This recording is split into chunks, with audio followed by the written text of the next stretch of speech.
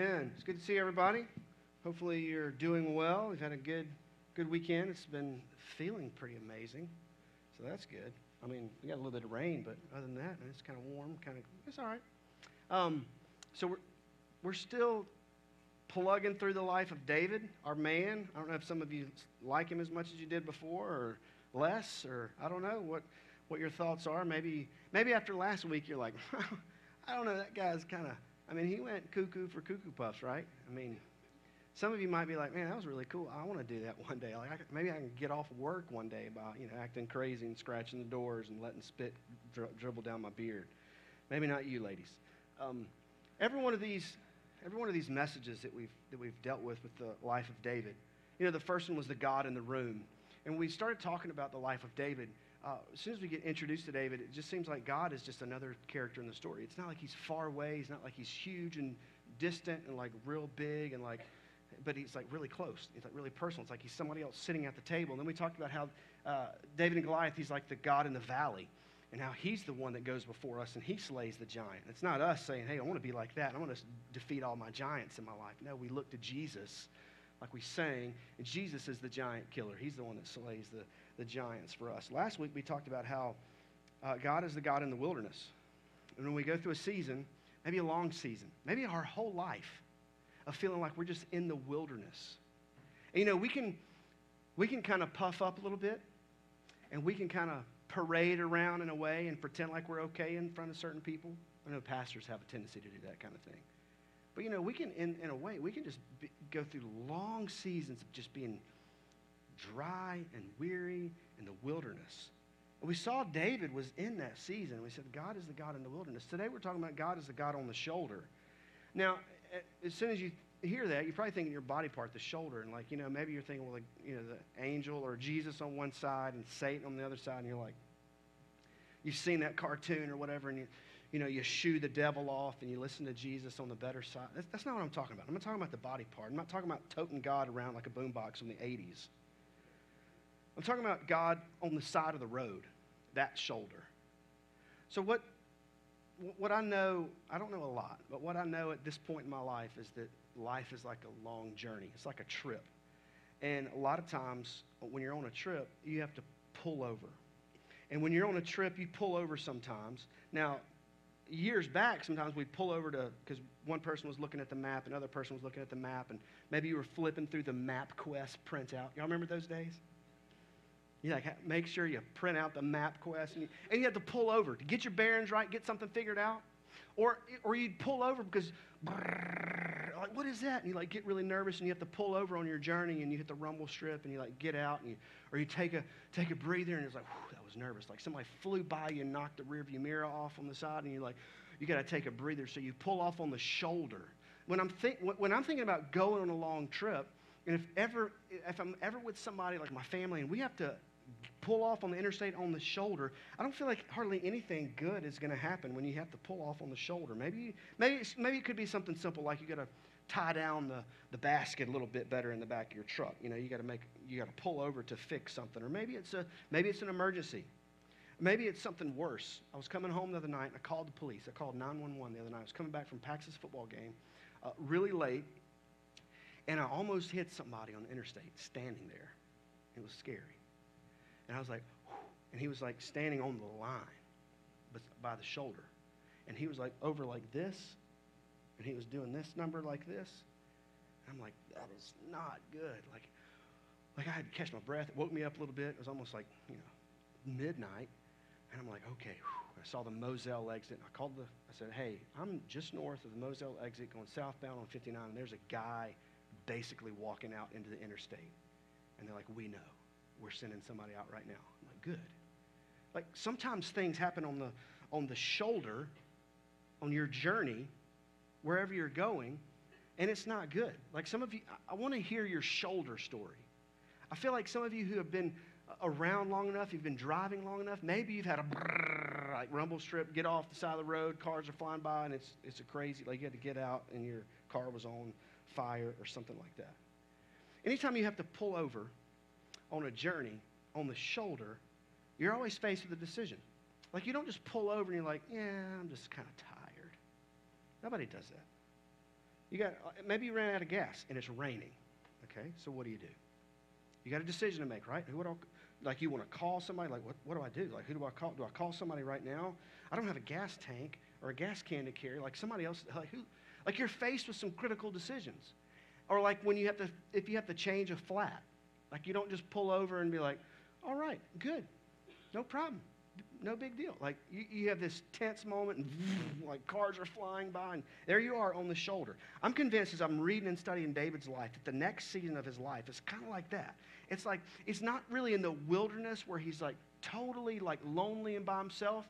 He's just kind of in a tight spot where he's like having to pull off and like, I got to figure out what to do. I got to make some decisions.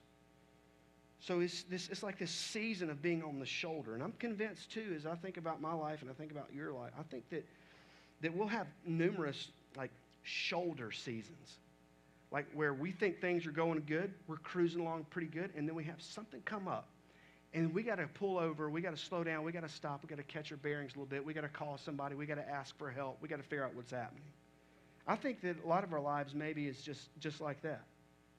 Not so much just spending our whole life in the wilderness, but maybe pulling off that shoulder and getting going pretty good, and things are working out. Things are clicking at work. Things are clicking at home. Things maybe clicking with finances and stuff like that, and all of a sudden, pop, and like you got to get off on the shoulder again and scratch your head and try to figure out how to fix whatever's busted.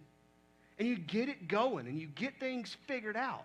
And you're like, okay, now I can get back on the path, get back on the road, and things are popping good, things are going good, and all of a sudden, boom, brrr, you got to pull over again. And I feel like a lot of times as I'm looking back at my life, there's times where, yeah, I know what it's like to feel like just emotionally in the wilderness, spiritually in the wilderness, where it's like everywhere I turn, I feel like I'm by myself.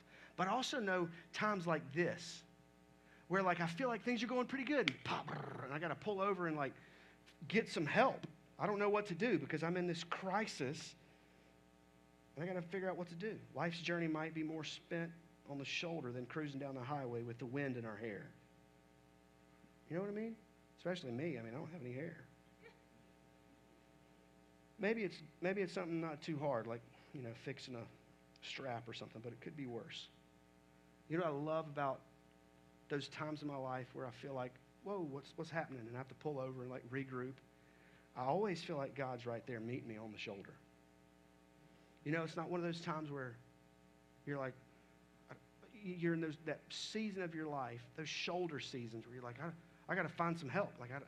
And God feels like it's like God comes close in those times. And we'll look at this next little section in David's life. And I feel like it's a time where he's on the shoulder of the road. Like he got some things figured out, right? You remember in the cave where he had those people that came to him and they attended to him? Now he's got he's got it going. He's like he was by himself and he went crazy and he's like acted like he was a madman. And he went to the cave and then God met him in the cave when he was lonely and people started coming to him and like, you know, he had a little bit more courage. And then all of a sudden he gets going a little bit, but now he's like pulling off here a little bit. So I think that I'm hoping that this will connect with you as much as it did with me, because I feel like my life is a lot of just that. I get things going. I'm feeling good about something, and then I just got to pull off. I got to pull the map out. I'm like, what do I do? Like, I don't have the gas can. I don't have the jack to fix the flat. Like, I got to call some help. I got to figure out what to do while I'm stuck on the shoulder, and I feel like I've stopped. So maybe this will make sense for you too. Let's pray and ask God to help us with his word, and then we'll jump into it. God, thank you for your word. God, thank you for times like tonight, God, that you can remind us that you're the God on the mountaintop. God, you're the God in the wilderness. God, when we feel like we are completely by ourselves, alone in the darkest cave, God, and you come to us and you brighten our eyes and you lift our head and you let us regroup and you let us get going again. But sometimes, God, we find ourselves just, rattling back on the shoulder again. So thank you for this section in your word where we get to get a glimpse of the man after your own heart that spent a little bit of time on the shoulder of life. God, I pray that we learn from it and grow from it and we're better from it. We love you. We pray this in your good name. Amen. So just to recap, David, he's got some people with him. He feels like he's got a little bit of strength. Feels like he's got a little bit more wisdom, a little bit of courage. If you notice that, like if you go back to the David and Goliath days, like those days are long gone, right? Those are like his teenage years where he is like man, he can charge ahead, has no problems. He gets up in the morning and nothing hurts, right? Like he pops out of bed, he's like, I'm feeling good. Like some of you guys know, like you get up and you're like, right? You got the kind of, some of y'all are laughing. Some young people are like, old people, what's wrong with y'all? But I feel like David's in this spot where he's got a little bit going for him, but something still ain't all there. 1 Samuel 23. So now they told David, they being the people that God let come to attend to David, like he had these people that sought him out, some of his family found him out and everything in the cave of Adullam. Behold, so they told David, hey, look, here we are. We're kind of like, we're all stuck on the side of the road with you, pal. Like, we're on the shoulder with you. Like, what do we do? And then they hear, said, behold, the Philistines, they're fighting against Keilah and robbing the threshing floors. Therefore, David inquired of the Lord. So here David is. He gets this, hey, there's some people over here. Like, what are we doing? David, what are we doing? We're just stuck on the side of the road. Like, what's happening? And by the way, there's a little village over here that, like, the Philistines are, like, being bullies. Like, do we do something? And so David, he just prays. He just inquires of the Lord. So therefore, David inquired of the Lord, shall I go and attack these Philistines? So he's got a little bit of confidence, but he's like, I don't know what to do. So I don't know if you, some of you, maybe if you have to pull off on the shoulder, literally, like you have complete confidence in how to handle any situation you find yourself in on the side of the road. But some of you aren't like that. Some of you pull out that card or it's right there visible, like roadside assistance. Speed dial before you even slow to a stop. Hey, roadside assistance, help me. So David's saying, like, he hears this, and so he just prays. Shall I go and attack these Philistines? And the Lord said to David, go attack the Philistines and save Keilah. But David's men said to him, behold, we are afraid here in Judah. How much more than if we go to Keilah against the armies of the Philistines? And then David's scratching his head a little bit. Okay, so then David inquired of the Lord again. And the Lord answered him, arise, go down to Keilah, for I will give the Philistines into your hand. And David and his men went to Keilah and fought with the Philistines and brought away their livestock and struck them with a great blow. So David saved the inhabitants of Keilah. Wow, what a victory. But you saw that moment where he's like, I don't really know what to do. Like, I love this part in this story of David's life because the same David that just showed up in front of the giant looked around and was like, it's just a big, giant 12-foot ninja. I mean, I can take him. Got some rocks. That's all I need. It's the same David he's got all these men with him. He's like, what do we do? Well, if we go, and these men are like, no, we shouldn't do that because we might get hurt. But then he made a decision. You notice how, like, when you pull off in your life on these shoulder seasons, like you're faced with some pretty critical decisions. Like your decision, like if you run out of gas and you have a gas can, if this ever happens to you, if you're on the interstate and you run out of gas and you happen to have a gas can, you know what you're faced with? Which way to walk. You right? So you're going to have to look up on the map, where do I go? Well, man, that one's like 4 miles and this one's looks like 3 miles, so I'll backtrack a little bit. So David's faced with some decisions. We're faced with decisions a lot. And there's things hanging in the balance with a lot of our decisions that we've made. When Abiathar, the son of Elimelech, had fled to David to Keilah, he had come down with an ephod in his hands. Now it was told Saul that David had come to Keilah, and Saul said, God has given him into my hand, for he has shut himself in by entering a town that has gates and bars. So now Saul is still wanting to destroy David. Saul's like here, and he's at Keilah. He's like, I'm going to go down there. He's going to be cornered. That's good for us. So he says, Saul, God has given him into my hand. This is Saul talking, for he has shut himself in. And by entering a town with gates and bars, verse 8, and Saul summoned all the people to war. Saul has a better army, because if you notice the people that gathered with David at the cave of Adullam, these are all like the depressed people. Like, they're like not real confident. And so David's like, God, what do I do? Like, I got a bunch of people that like are like kind of sad. Like, I can't face all the best warriors. So Saul summoned all the people to war to go down to Keilah to besiege David and his men. David knew that Saul was plotting harm against him. And he said to Abiathar the priest, Bring the ephod here. Now, you can look up the word ephod. You can study that a little bit. I want to encourage you to do that. It's like a tool that God's people used back in that day to more or less like cast lots and find out what God's will is or what God thinks about a situation. You should look it up. That was a bad definition of that, but you should look it up if you're interested in what the ephod is. And David said, "O Lord, the God of Israel, your servant has surely heard that Saul seeks to come to Keilah to destroy the city on my account. So I've come down to this city to help these people. God, but Saul, if these people are here and I'm helping these people, then maybe like Saul, when he comes down with all his warriors, like he's going to destroy the city. It's going to be my fault." It's like, so he's just kind of stuck. He's like, I don't know what to do. Do I go 4 miles this way with my gas can or 3 miles this way? It's going to be worse this way because the rainstorm's coming this way. And if I go that way. So he's stuck. He's on the side of the road. He's like, I don't know what to do. And he keeps having these situations where he's like, I don't know what to do. Will the men surrender me into his hand? Will Saul come down as your servant has heard? O Lord, the God of Israel, please tell your servant. And he's still praying. He's still talking to the God in the room. And the Lord said, he will come down. Okay. Then David said, will the men of Keilah surrender me and my men into the hand of Saul? And the Lord said, they're going to give you up. Huh.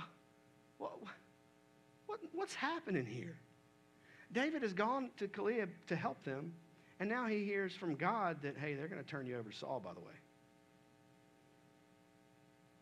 David said to his men, who were about 600, arose and they departed from Keilah, and they went wherever they could go. We don't know. Yeah, like this is shoulder season, folks. It's like he's not like completely just wilderness, like lonely, broken beyond broken. He's just kind of like, I don't know, what do I do? Where do I go? And David and his men, they rose. Then they went wherever they could go.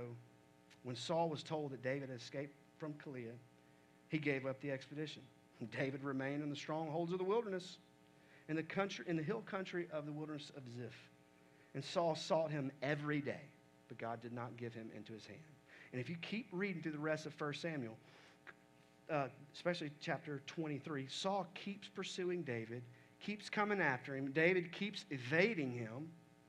And it's just like he gets ahead a little bit, and he has to pull over and like scramble around, try to figure out how to deal with whatever's in front of him. It just seems like when you're reading, like I was frustrated just reading through this section in the scriptures. I was frustrated because I'm like, come on, David, this is it. You got it. You're going, pop. No, like everywhere he turns, it seems like not, work out for him. And then in 1 Samuel 24, as David is like, seems to take 2 steps forward and then 2 steps back, 1 Samuel 24, 1-7, David has a chance to help himself out a lot. Look at this. This is fascinating. When Saul returned from following the Philistines, he was told, hey, behold, David is in the wilderness of En-Gedi. And Saul took 3,000 chosen men out of Israel and went to seek David and his men in front of the wild goats' rocks. And he came to the sheepfold by the way there, and there was a cave, and Saul went in to relieve himself. Now David and his men were sitting in the innermost parts of that cave. Yeah, you heard me right. Like you can look up a reference to that. He went to go use the restroom. Like he's going to handle some business. He's going to sit down and take care of some business in the cave. Like that's what that's talking about. David and his men, as Saul's trying to kill David. David and his men are in this back part of this cave. Saul's like, hold on, time out, guys. Like, just a second. Like, there's like this men's room. Like, I got to go over here for a little bit, right? So he goes in the men's room, and he's reading his newspaper, the Israel Bugle, or whatever it is. And there's David. You want to talk about somebody being vulnerable. And this is kind of weird to talk about, right? But this is the situation that we find ourselves in. Like, what a strange situation. Then it says, his men are like whispering, hey, psst, look.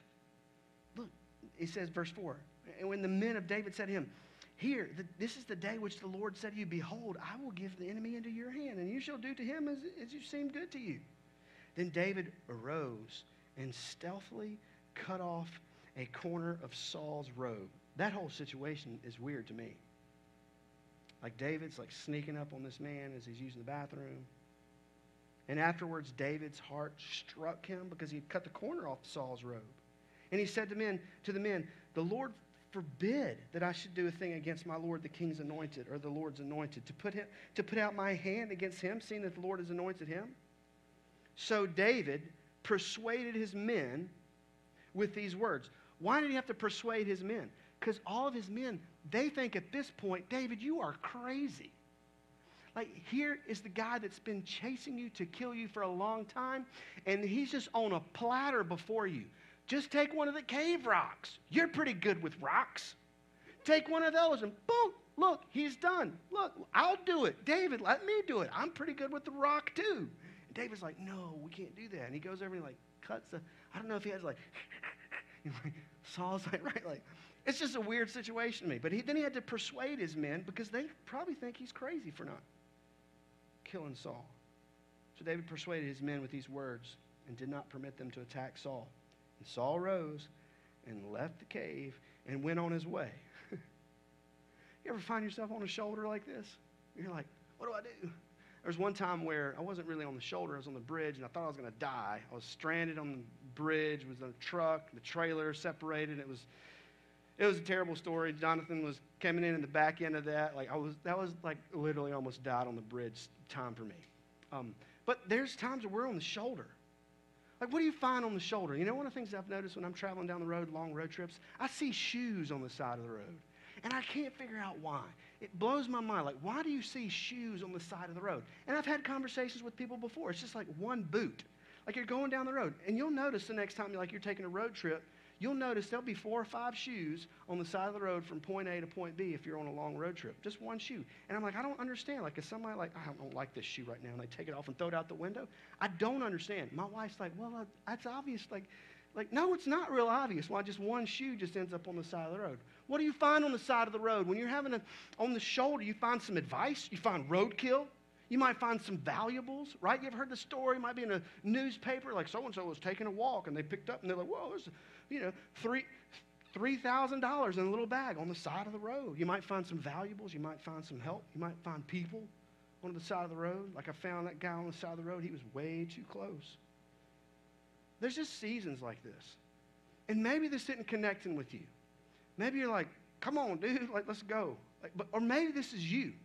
Maybe you feel like you just kind of inch ahead, and then you feel like you got some momentum, and then you just like pull off. And you just sit there and you're like, decision time, big decision time, family stuff, job stuff, relationship stuff, finance stuff, and I'm just here. I got to figure out which way to walk, 2 miles this way or 4 miles that way. It's just decision time. And it's so frustrating because you feel like you're on the side of the road, and you got critical decisions to make. So let's ask ourselves, what did David do on the shoulder?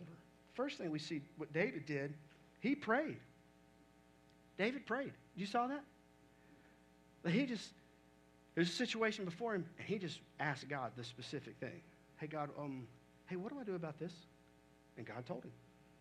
His prayer was very specific. So here's what boggles my mind in my life. And you could, if you're honest, you're like this too.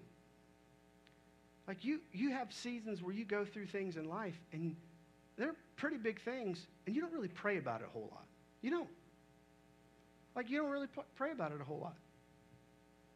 Like, you don't just sit down and be like, hey, God, this is the situation. I have this, and this happening. What should I do about it? Right? You know, you go in prayer, and you start, like, sometimes you don't know how to pray in this moment. Like, and you want to, like, ask God, like, what do I do with what's before me? But sometimes you're like, no, God's got a lot going on. And you have big things going on right in front of you, and you never ask God about it. You never pray about it. What does that say about our faith? What does that say about what we think about God's ability? The next time you find yourself, or right now, in this moment in your life, if you feel like something's popped, and you've totally stopped, and you're on the side of the road scratching your head, and you're like, I don't know what to do next. Write it out. Pray about it. Be very specific. Hey, God, this is the situation that I'm in. This is what's going on. This is what's happened here. This is what might come this way and really interfere with me this way. And this is what could happen if I do this. What do I do? How do I get from this point to that point? God, tell me. What do I do? I'm waiting. Tell me. I'm listening. We don't do that. We don't, and I understand, like, in reverence, coming before a holy God and offering, like, praying and saying, God, but I also understand the God in the room. You notice that this is also a moment where I feel like the God in the room comes back on the scene? You notice how, like, he's just sitting next to David? He's like, yeah, David, what's up? Yeah, Saul's going to give you up. Oh, okay. Then what do I do? You should probably do something about it. This is what you should do. Oh, okay.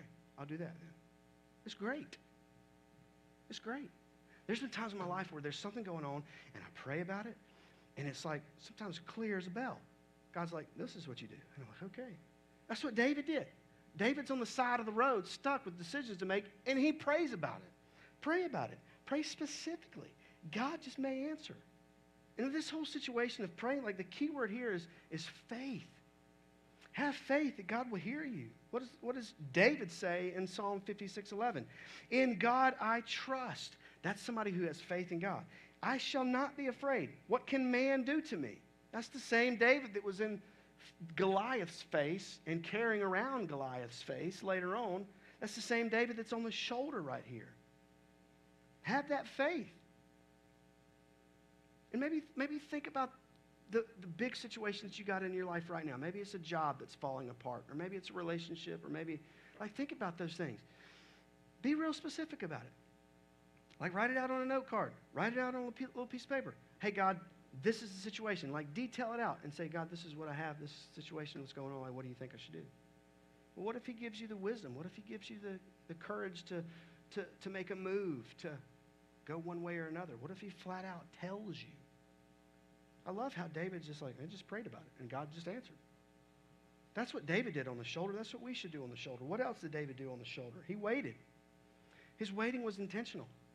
You notice how it was almost like, I feel like there's some people probably in David's life that's like, come on, here it is, right here, no. And David's like, hold on, just hold on. Like, sometimes there's seasons or there's little things going on in my life where I want to jump. I want to tackle it. I want to end it. I want to fix it all on my own. But sometimes God's just like, hey, calm down, little mister. Just wait. Just take a deep breath. Just hang tight. Let me handle it. You saw how David did that? The key word that helps you in that area of your life is wisdom. You know what wisdom does? Wisdom lets you make wise choices, but wisdom also lets you wait sometimes. I've noticed that in my life. Whenever I have something going on, and I'm like, God, I don't know what to do. And God turns my heart to pray for wisdom. And I'm praying for wisdom. I'm like, God, tell me I don't know what to do with this situation. I feel like God just kind of takes a deep breath and sits back and just says, and I'm going to him. I'm honestly seeing, like, God, what do I do about this? And he's like, you ever had that? You ever felt like God's done that to you? Where you're like flopping around with something going on, and God's like, sometimes that's the best thing that we can hear from God. And here you go, okay, all right, I'm not going to panic react. I'm not going to let spittle run down my chin like I did before.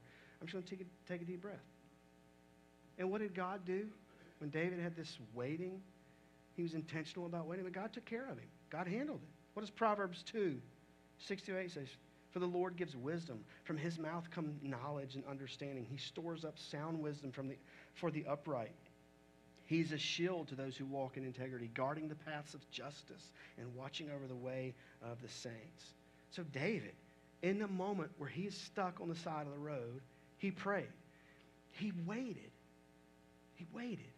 And if we could combine those, if you could just get your prayer figured out, and then you pray, and then you just wait. Are y'all good at waiting? Are you good at that? Man, I get kind of anxious when other people around me are having to wait. Like, if I'm standing in line, there's like 4 people in front of me at Walgreens when I'm picking up some medicine, and there's 4 people behind me, and the guy at the counter starts carrying on, having this conversation about what he did this weekend, I'm like, oh no, I have people around me, they're probably impatient. I want to be like, move on, man, come on. There's like humans in front of me and humans behind me. They're going to kill me. Like, these people get impatient. Are you like that, or is it just me? Like, are you impatient? Like, we got to learn how to wait. And in wisdom, when we wait on God and when we pray in faith, sometimes God steps in the middle of that. Man, that's a beautiful little sandwich that gets created, and things happen on the shoulder of our lives, and we're there. The next thing you see that David did, and the next thing that we got to figure out when we're stuck sometimes on the shoulder, big decisions were made. David acted. David did something. He did. He prayed. He waited on God, but he also acted. He didn't just stay there. Like I was thinking about this, and I was thinking about, if I actually have to pull off on the side of the road and run out of gas or a flat tire, I think it'd be good I'm just going to hang out here for the rest of the week. Load the seat back. Like, you're not going to do that. That's silly. But here's what happens in our lives. We have seasons in our life where we're on the shoulder. We're praying about it. We got a little bit of faith with it. We're trying to wait. We're trying to wait on God to give us some direction, give us some understanding. But then we're stuck with a moment of execution from faith and wisdom to take a step forward, to do something, and we freeze. We don't know how to act. We don't know how to jump. David's actions were honorable. You notice that? Like, he honored God. He honored others. He honored his men. He honored the chosen king. David's like, I'm going to do the right thing no matter what. So we have this, I would say the key word in David's actions here is believe it or not, I would say it's integrity. Like, he made a choice. Psalm 26, 11 through 12. David's writing again. It says, but as for me, I shall walk in my integrity. Now, he didn't always succeed in that. We'll get to that later. Redeem me and be gracious to me. My foot stands on level ground in the great assembly. I will bless the Lord.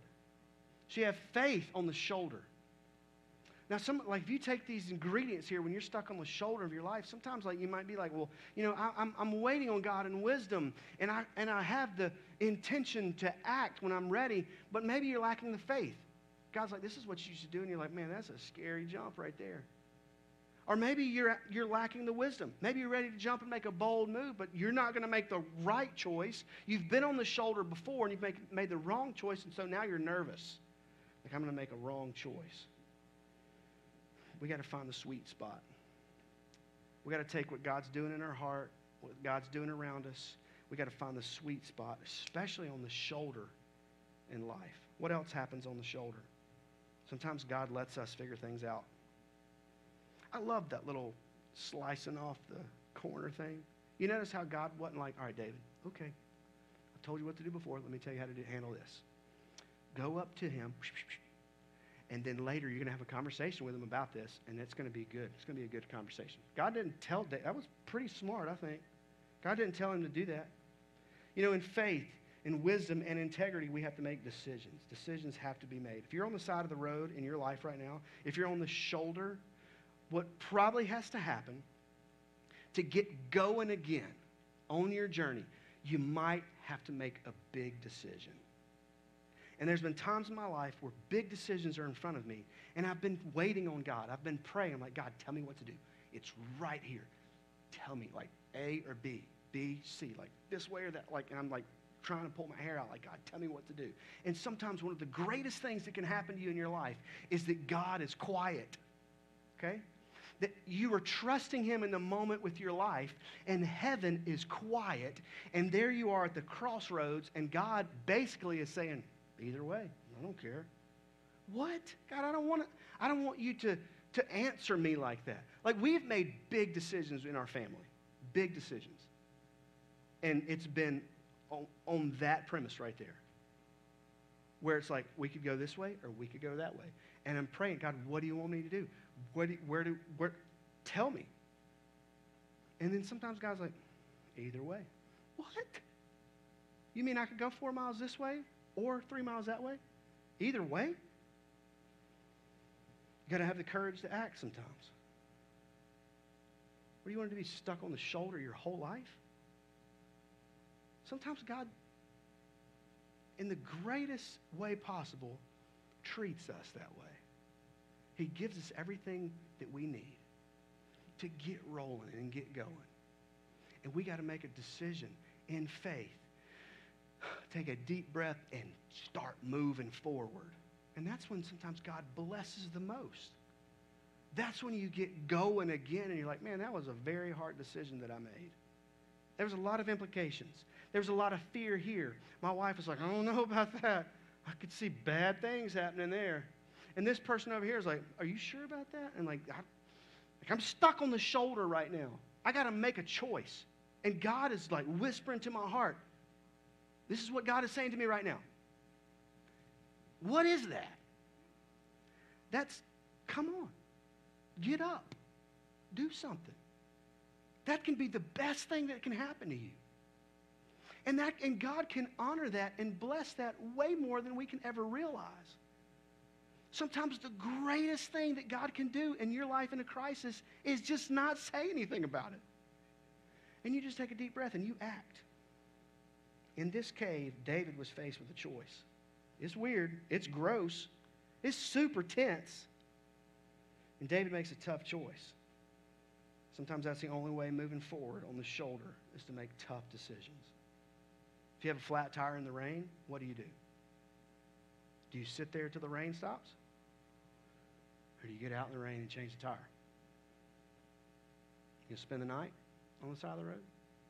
What if your phone's dead? It's raining and you have a flat tire. What do? Oh, I'm just going to spend the night here. I'm not. Man, as soon as I can, I'm going to be out in the rain.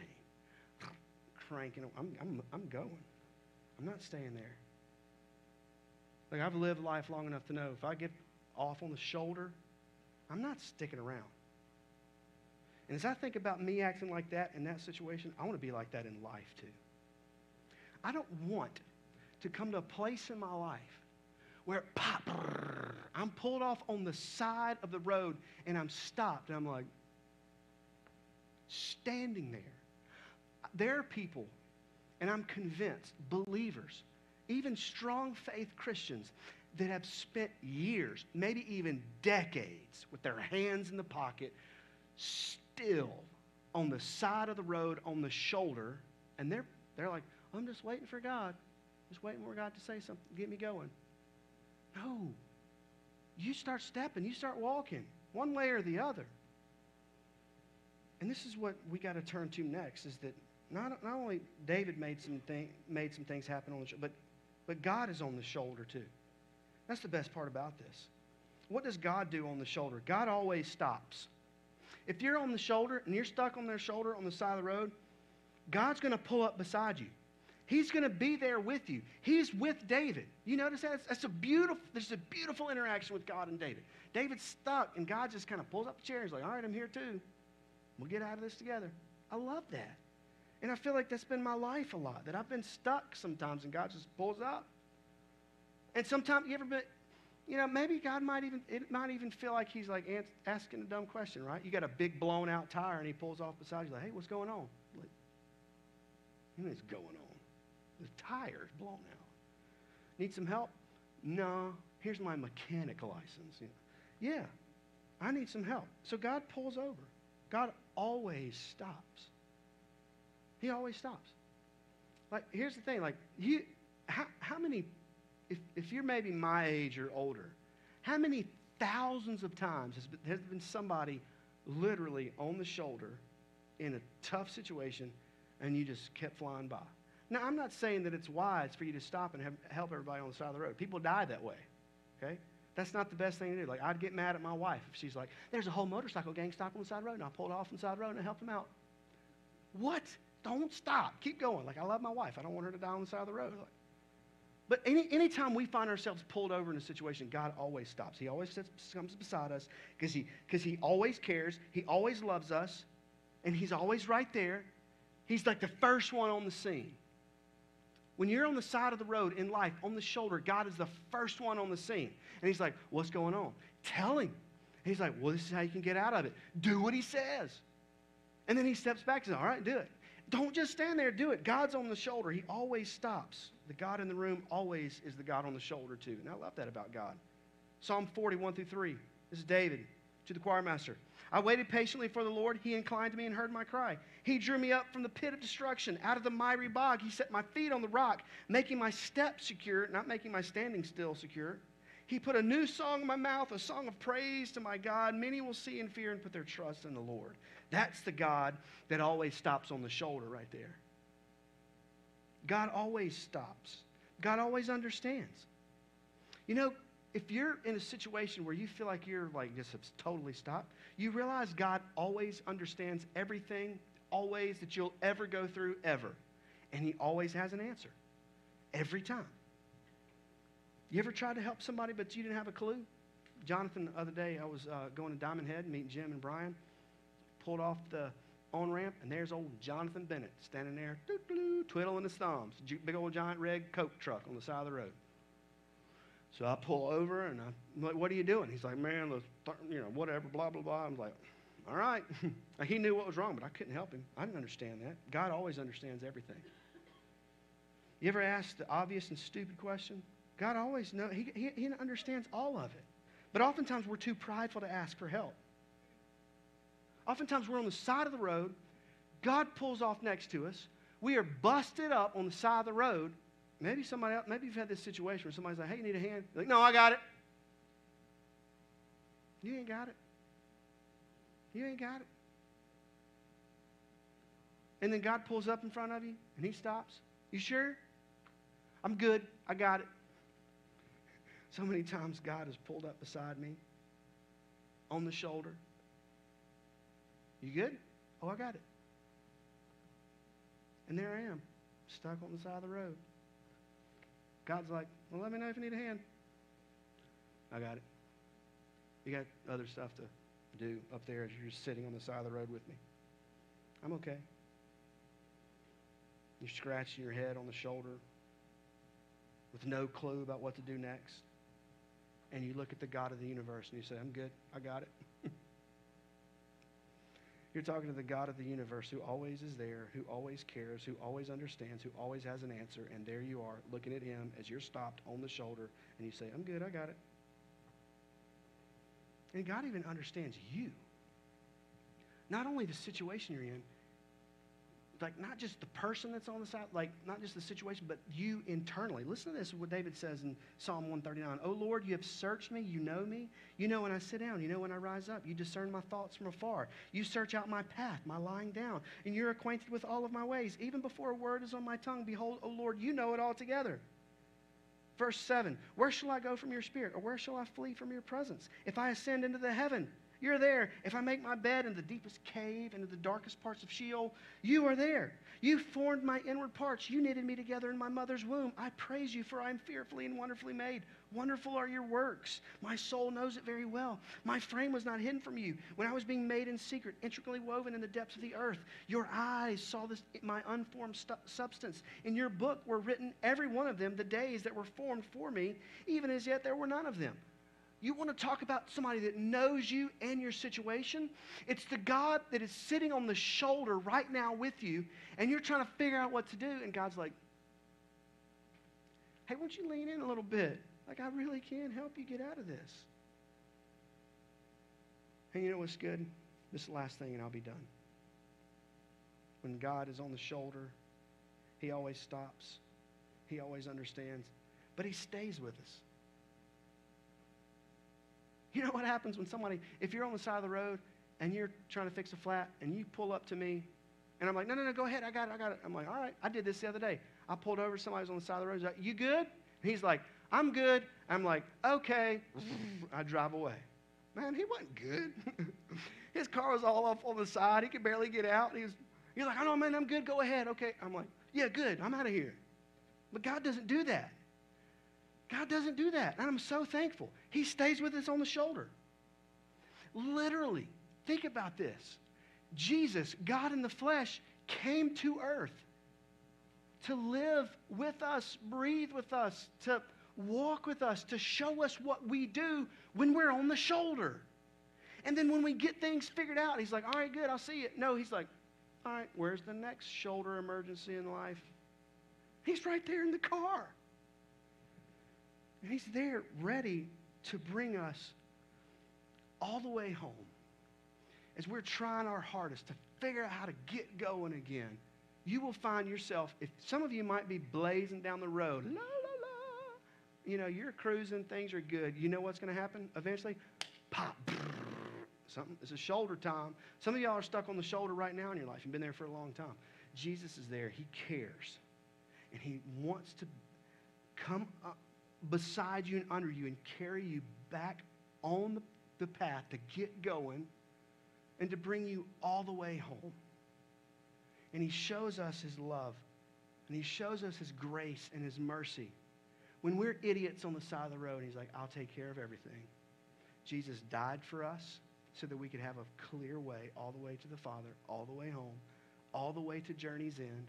Did everything necessary. We don't have to earn it. We don't have to work for it. Jesus did it all. I think last week I ended with the question that I think maybe is a good question to end with this week. So where are you? So last week maybe you're like, I'm in the wilderness alone and I'm going insane and making stupid decisions like David was. Or maybe it's just you're just stuck on the shoulder a little bit. What do you got to do? God's there. He knows he understands everything. Do you need to act? Do you need to get going with something? Then do that. Maybe tonight is the night that you take that first initial step of faith and say, life is going to be a wilderness. It's going to be a shoulder. It's going to be something, and I don't want to do it alone. I know Jesus is going to be with me the whole way, all the way. I want Jesus as my Savior. We'd love to talk with you about that. If you're a believer tonight, if you're a Christian, maybe you're on the side of the road. What happened? What happened? How'd you get there? How'd you get on the shoulder? You ended up there. What happened? Are you still there? You got to get going with something? Well, God's there. He cares. He understands. Ask him. I'm going to pray, and then we're going to have about 30 seconds of silence. You can pray and talk to the God on the shoulder, and then I'll close in prayer, and I'll dismiss this.